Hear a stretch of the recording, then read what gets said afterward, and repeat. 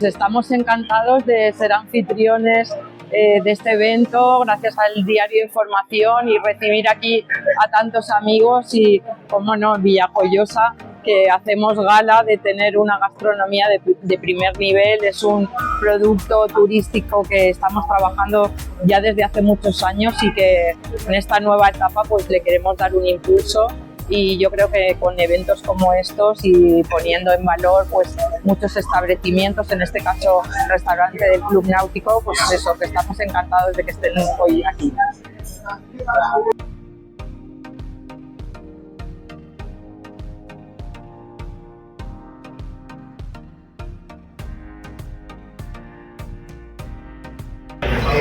Lluís, a més, vaig tindre fa molt poc la gran oportunitat que me va deixar escapar perquè va arribar el Covid.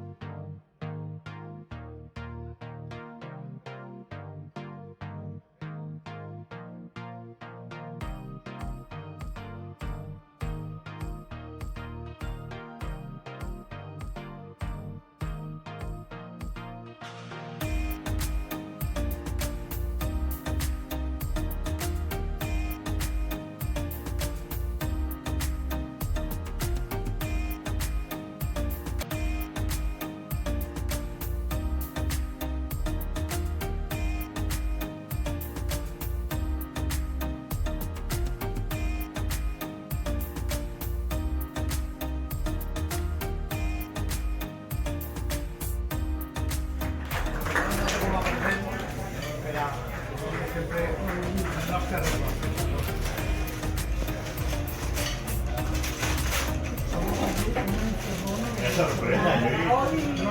¡Qué bonito!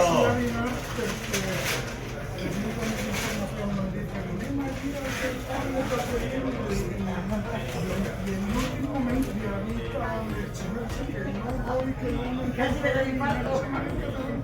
Y el tronevo, y el tronevo.